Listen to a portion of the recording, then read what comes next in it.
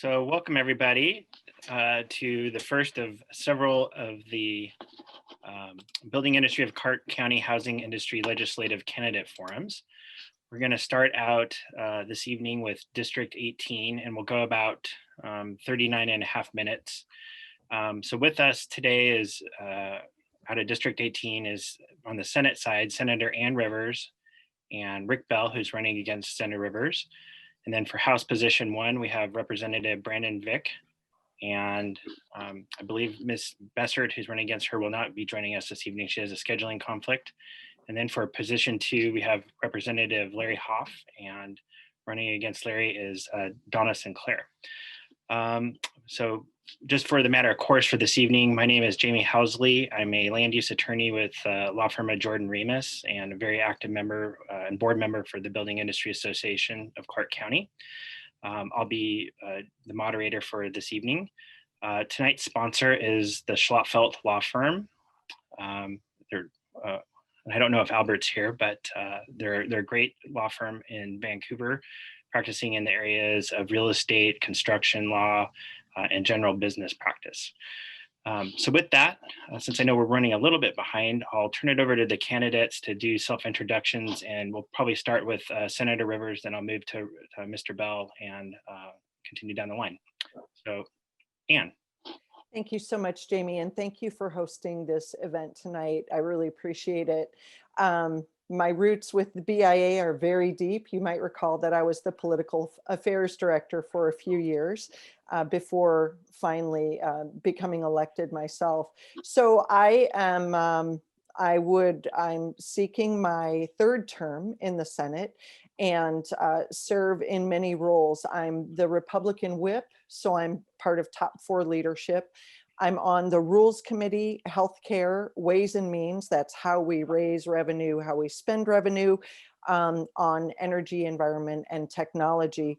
In addition to that, I'm on the Women's Commission, on the Technology Services Board, on the Autonomous Vehicle Working Group, the Law Enforcement and Firefighters Pension Fund Committee, and also on the Select Committee, the Lieutenant Governor's Select Committee on International Trade and Economic Development.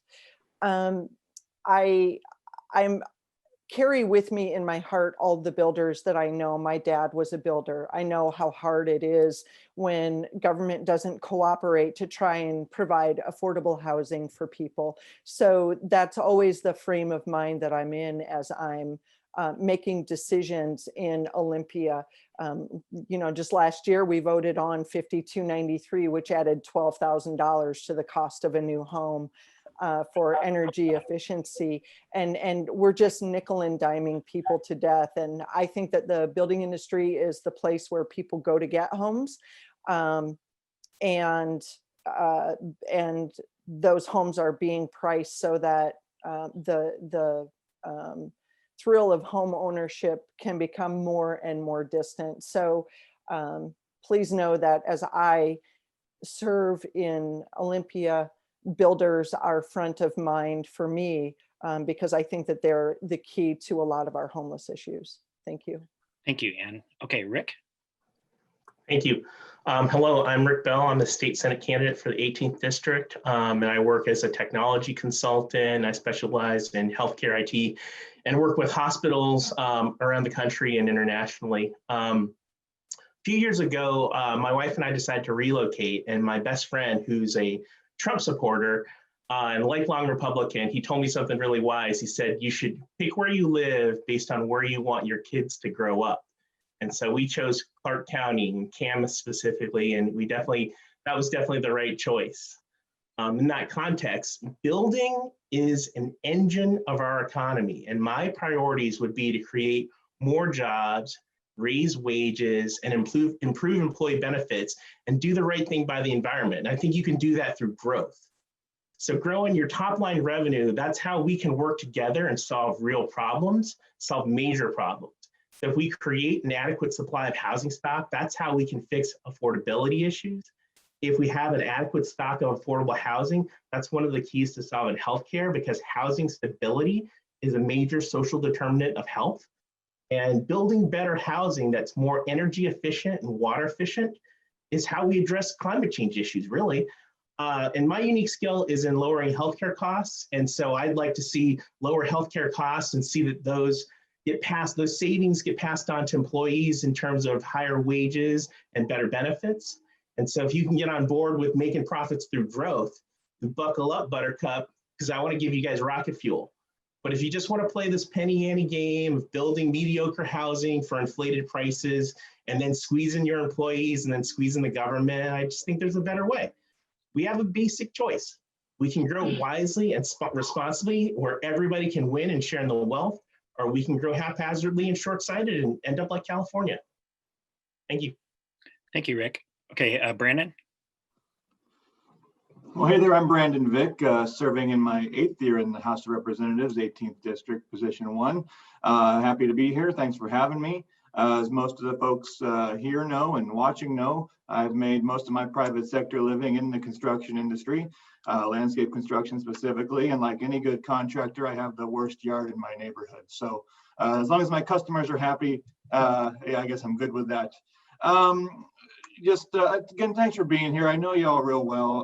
In my committee load, I serve on the Consumer Protections and Business Committee. We do banking and insurance policy there, commerce and gaming, which is all the vices, tobacco, alcohol, gambling, and marijuana, and then finance, which is tax policy. So a lot of business related committees, and that's my background, so that makes sense.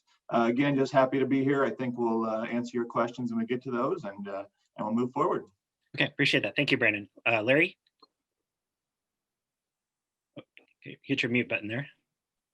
Thank you to the BIA for holding this forum. I obviously have been locked into builders for all of my career out here in Washington via my family as well as my occupation. In Olympia, I serve on the Appropriations Committee, as well as the Labor and Workplace Standards Committee and the Consumer Protection and Business Committee. In addition, though, one of the other groups that I'm a member of, in fact, with Senator Wilson, that you're going to hear from a little bit later, is the State Building Code Council that affects the BIA in multiple ways every time we meet.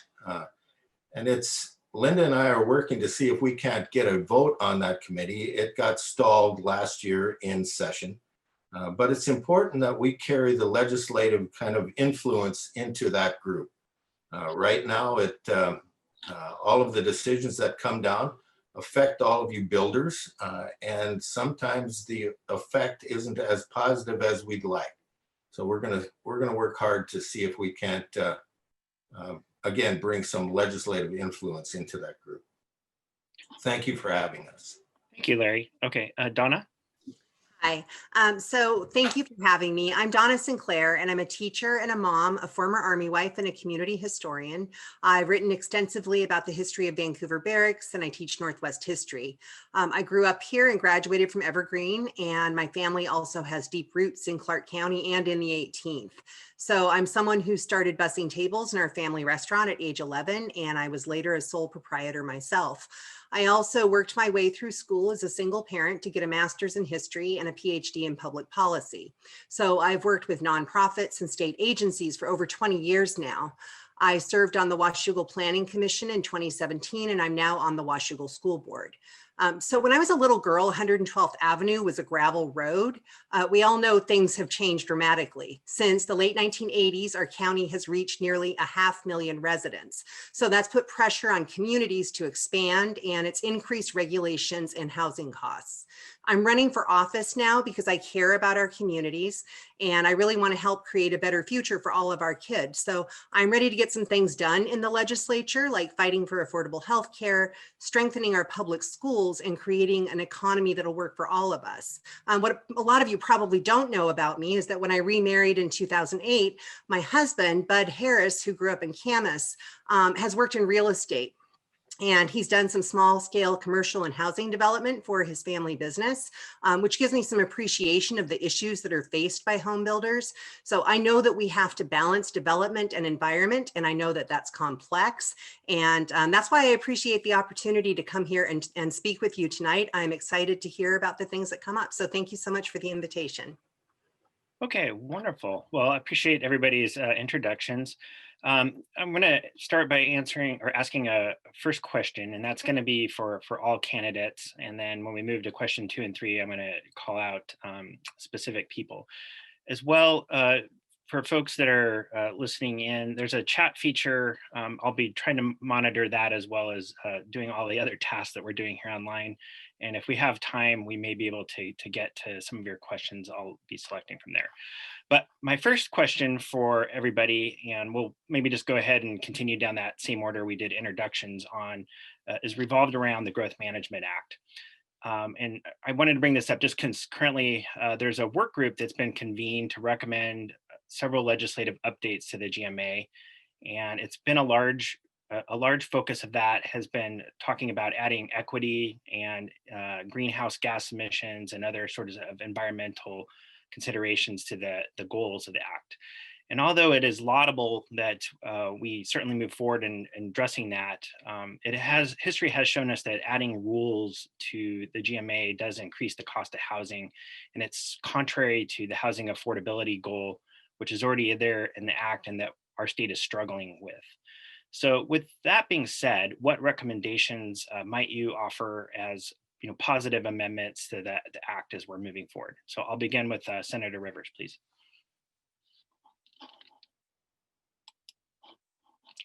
Mute button. Okay, can you hear me now? Yeah, thank you.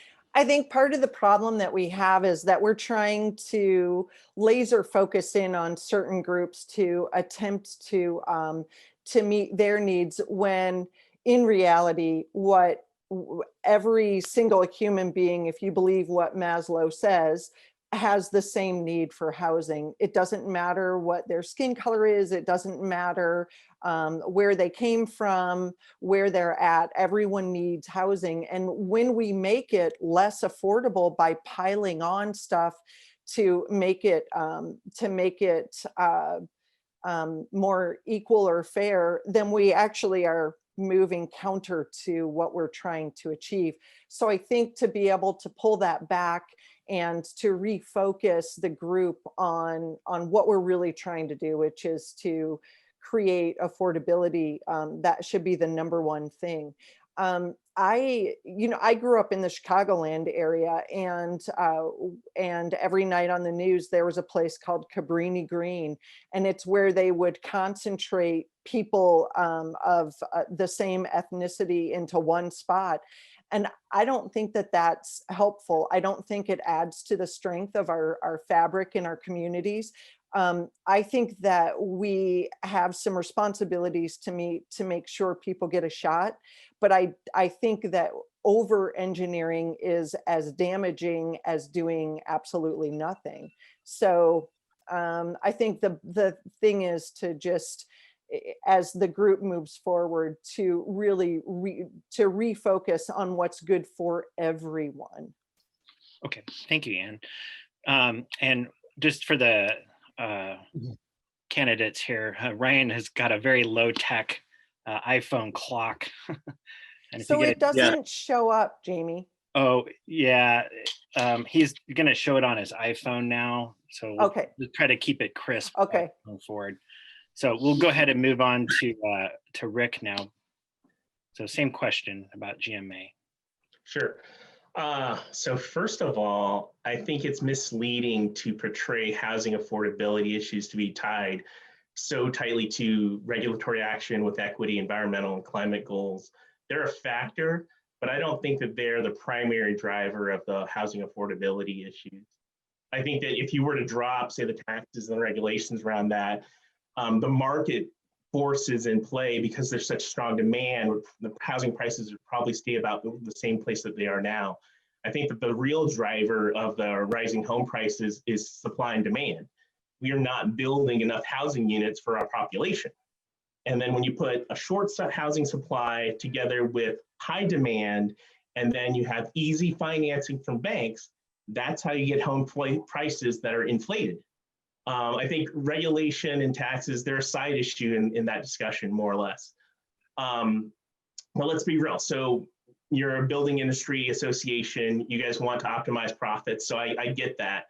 But I think if you're looking for a politician that wants to help you squeeze the government on taxes and regulations, that's just plain small ball. If you want real profits, we need to talk about growth. We know that there's demand out there.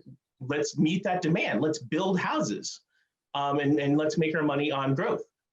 Building is an engine of our economy, and if we do it right, we can solve a lot of problems together. And if we interweave housing and transportation solutions together, we can improve overall cost of living affordability. So, we can fix that kind of stuff. And if we have a larger vision of having denser growth closer to the urban areas, I think that we can really, really do something good with housing affordability. Thank you. Thank you, Rick. Okay, Brandon. Well, thanks. I think when we talk about planning, it's okay to have a holistic approach and consider all the factors that make sense. I think where the problem lays, though, is the people sitting around the table have that special interest, right? And so that's why we're getting these skewed results, we're getting these skewed answers. We're prioritizing things that unfortunately don't include affordability or really what is making the average person's life better, right?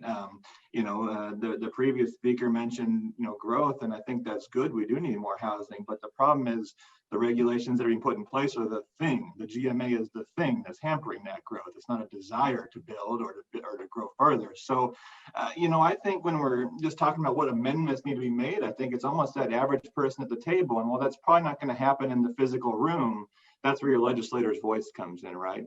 It's about being able to purchase a house, afford a house, get a house in a neighborhood. This COVID, I've been reading a lot about history, and it's just kind of interesting to me that, the reason that Oregon and Washington were settled was because the big cities in Chicago and other parts of the country got too big and too expensive for the average person to find success. So I think that's what we need to keep in mind, is that this is about the average person, right? Everyone on here probably owns a home. It's not about us. It's about the next person coming up and trying to get in there. So I think that average person voice, that's what we can bring as legislators, and that's what I'll keep working on. Thank you, Brandon. 5 seconds. Okay, Larry.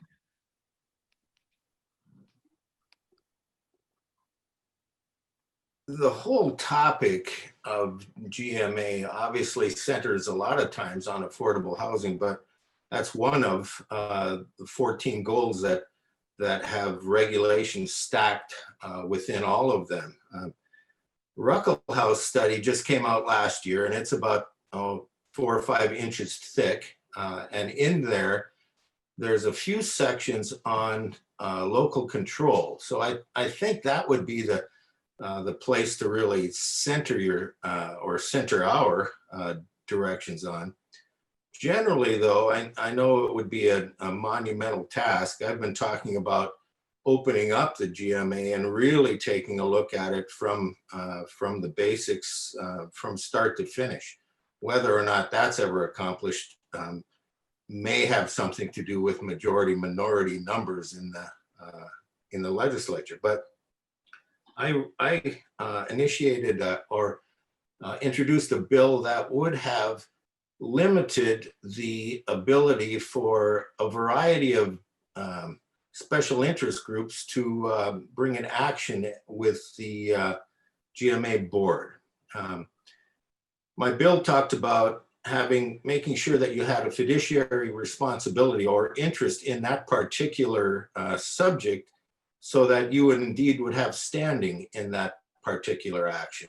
And of course, it didn't get a hearing and may not, again, we're going to reintroduce it. But I think if we start talking about really who is holding up some of the growth that we've talked about, who's holding up some of the ability for builders to expand, and really why that's happening, whether if it's truly an environmental hazard or something that we can control, we need to take a look at that. But to simply be the speed bump that stops a lot of very good operations is wrong. And that's what the legislation would have done if indeed it makes it through the process.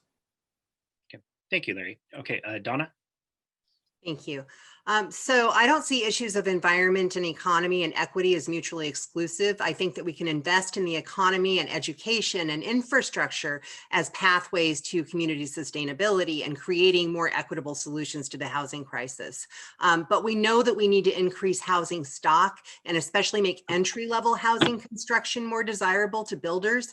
And that's something that I would want to work on through incentive programs. At this point, I believe that it's about $400,000 that ends up getting invested for something that I read on your website in order to build a house. And that's not affordable for the average person. My first house was $51,400. So we need a more accurate index of what actually constitutes affordable housing. Right now, we're operating on the Portland SMSA. And we have plans through the GMA and each community's growth plans. We already have some local control in that respect. But I think that multifamily housing and infill is something that we can incentivize, not demand, that would help. And so my recommendations are really to ensure that if regulations increase costs, we have incentives to offset those costs, especially for those entry-level housing and duplexes and multifamily homes, because builders don't have the incentives right now to build them. Okay, thank you. So now we're going to move on to question number 2, and I'm going to take this one in reverse order. So this time we'll have Brandon and then Rick and then Ann go. This question asks around Reit, real estate excise tax. So on January 1st, the state Reit was changed to increase 2 of the tax brackets. And since Reit is levied on every transaction, the price of the home can sometimes have like multiple taxes in it. Sometimes first from the undeveloped land acquisition, then through the development to the final sale. So with some of these, sometimes these transactions then fall into these higher brackets as well. Does the legislature need to address this now this year? And if so, how? So we'll begin with Brandon, please. Well, I think the legislature absolutely needs to address it. Unfortunately, I'm not sure that the legislature is willing to listen, and I mean that as a whole. These arguments are not new. They were brought up during testimony. The testimony was very clear that we're going to pay taxes when we buy a property, taxes when we develop it, and taxes when you buy a house on it. So I don't think that argument was missed by the majority that passed this Reit increase. With that being said, I think we actually have proof now. We have real numbers as to what is happening, what those taxes do mean to the bottom line, to the cost of a house. I think it's good to come back and talk about those things. And, you know, if I'm being fair, I need to caution that we got a COVID problem too with the budget. So, you know, is 2021 the right year? Is it maybe a 2022 thing? I'm not sure, but it's absolutely worth pushing for. You know, these costs are not minuscule, and it's not, you know, whether you're putting up a wood fence or a vinyl fence in that budget, you know, discussion. These are real costs that are adding real expenses to a home. So do we need to address it? Absolutely. I'm going to work on that.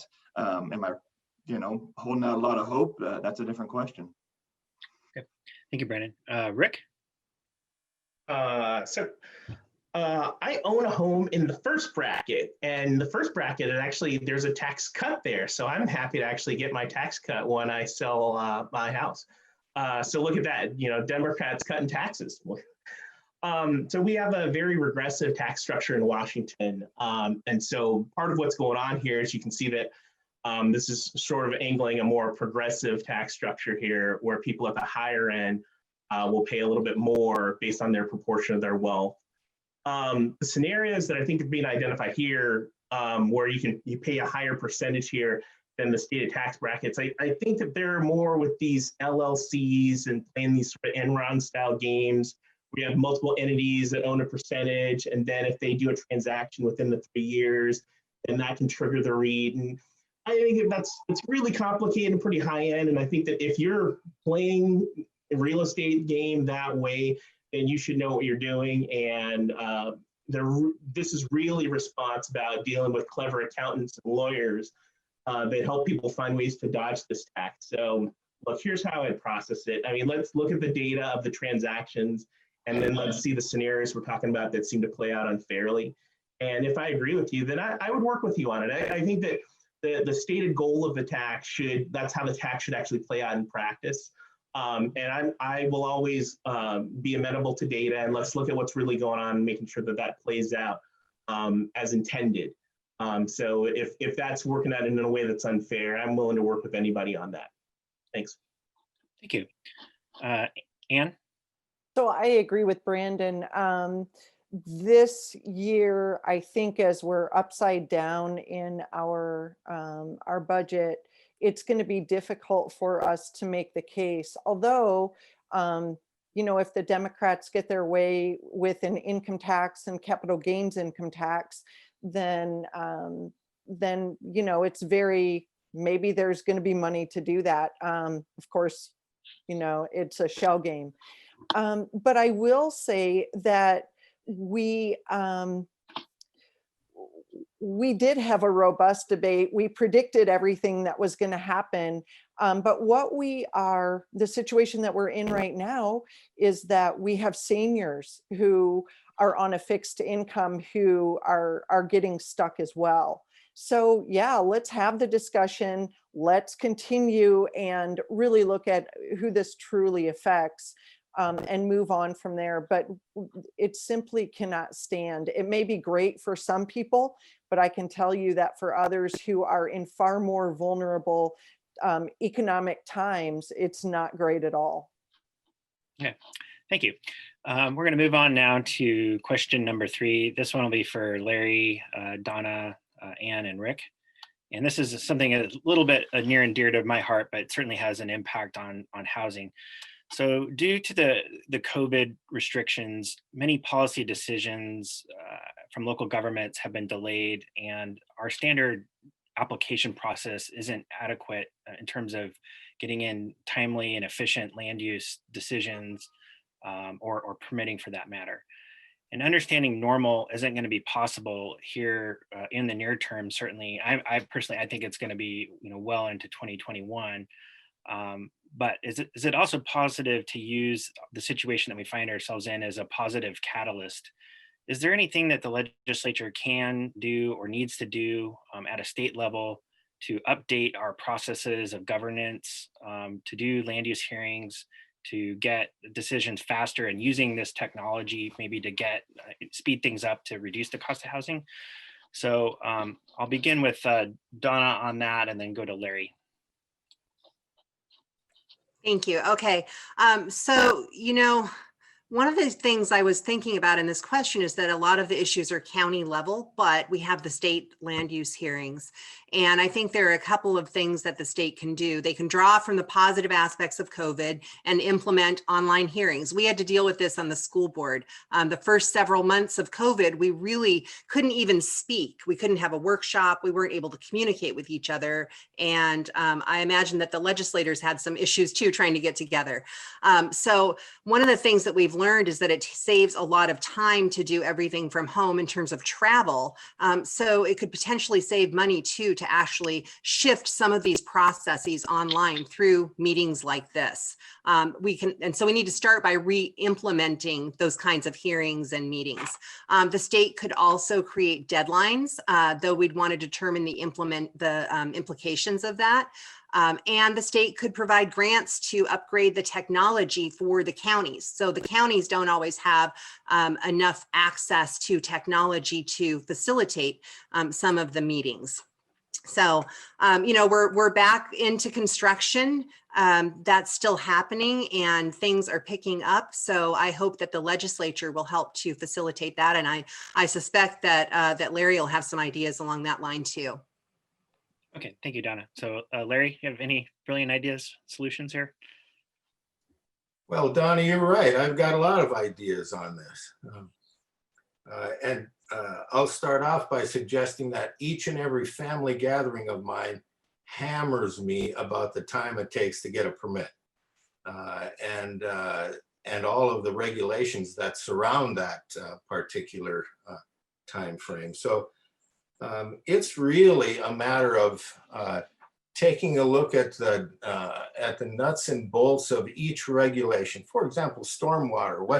Why is that holding everybody up currently, and what's really the issues behind all of that particular regulation. So if we look at every little subset of what's holding a county up for issuing the permits and allowing our builders to build, we just need to take a look at it on the state level to say, do we really need that? Or what can be adjusted to make it more efficient? Still understand the need to have clean water and make sure that all of our runoff doesn't come off the asphalt. But what's truly the objective, and how can we achieve those objectives without putting the onus on the backs of all of our builders constantly?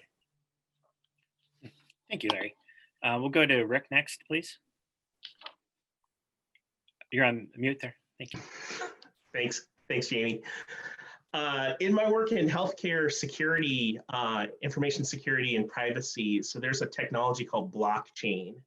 And what essentially that is an encrypted distributed database that can maintain its integrity, even though it's shared by parties that don't necessarily trust each other. And that's the technology that's behind Bitcoin and any kind of cryptocurrency. And basically that it's a encrypted system where parties that don't trust each other can still interact with integrity. On top of that technology, there's something called smart contracts. And so what you can think of that as is any sort of legal document, like, so in the real world, it's a legal document that would be on paper and an agent, like a human, like a lawyer. So anytime that you have a document that's on paper and a lawyer that interacts with the agent, instead of having that system, you can actually embody that in a smart contract. And so then you could actually interact with that smart contract with a computer program. Interact with a computer program, and in that way, you can actually make some pretty sophisticated ways to manage property title searches, property transactions, various kind of moves like that. You can do that very efficiently and very frictionlessly. And so then that would enable property transactions, policy decisions, the implementation of policy decisions, and how those, how certain decisions are adjudicated. You could actually put that on the computer system, and so that can actually take place as fast as you want it. And in that scenario too, you can actually reduce friction and actually reduce costs, because you don't need as much of human agents, lawyers, to manage sort of the baseline sort of minor work there. You bring in the human experts to handle more complicated transactions. And so then, you know, there's technology there that we can use that can actually make this work as fast as you want. And then you can also make sure that it's handled on the up and up by having all of those interactions overseen by artificial intelligence and machine learning. And so this could remove a lot of friction from government processes and make it dramatic efficiencies. Okay. Thank you, Rick. Anne, you're on mute. This is something, Jamie, that, you know, we've been dealing with for years and years and years. And it seems like it was a primary thing back in 2003 when I was at the BIA. I think that it all gets back to the constant updating of the codes that builders have to comply with. It's this new thing, that new thing, and staff has to go to classes and learn about all of this new stuff when the needs haven't really changed that much. I know that some builders are doing really innovative things with, I know a builder that I hired has somebody who just camps out to be on site to answer questions and to help to push things along, but not every builder can do that. And candidly, not every builder should have to do it. As Donna rightly pointed out, it's something that all the counties are dealing with. But I think if we follow the model that Cowlitz has set out as something that can be the best practice, and the remainder of the counties are encouraged or you know, forced to function in that way, then we might see some real progress. But for now, the staff is overwhelmed by all the changes coming from the legislature that don't make that big of a difference. And with the codes constantly changing, you can have a permit in and the code can change and your permit is automatically out of compliance. So there's a lot of work to be done. We continually, it's at the forefront of our mind, but I do think that we've got to adopt some best practices. Thank you, Ann. So I haven't seen any questions pop up in the chat panel. So I'm going to go ahead and take this last little bit of time we got and I'll offer it up to each candidate to just give me a 30-second like closing statement, I guess. And I'll start in the reverse order how we started. So we'll go with Donna first, then Larry, and then Brandon, then Rick, and then Ann. So Donna? So we have 30 seconds? Yeah, 30 seconds. Oh, okay. All right. So, so I think we need a multi-pronged effort to address our housing crisis. Something I want to point out with that Reit question that I was prepared for is that we literally had 78% of the home sales were actually lower than the 1.10 tax bracket, then 21% were at the next tax bracket. So I think it's really important that we have problem solvers who will work to address the issues in the legislature and work with you. Thank you. Larry? Builders need less regulations and more dirt. And how we get to that point involves many different legislative decisions. So we're going to be working hard to see if we can make that happen in Olympia, even with the revenue shortfalls that we're going to be dealing with. So thank you for holding this forum. Thank you, Larry. Brandon? Just want to say thanks. It was a good forum. We know concretely that this industry can build housing much cheaper than government, about 1/3 the cost. We need to encourage it. We need to get people into homes, and we'll keep working on that. Thanks. Thank you. Rick? Yeah, thank you for the forum. I appreciate being here. I hope to be a future state senator, and if you are on board with hiring more employees, increasing wages and benefits, lowering the cost of healthcare, and doing right by the environment, I think the housing industry is an engine that can power this economy and solve a lot of problems. I don't think that there's necessarily a tension in that. I think that if we have an appropriate vision for the future, we can work together and move us forward a great way. Thank you. Ann? Thanks, Jamie.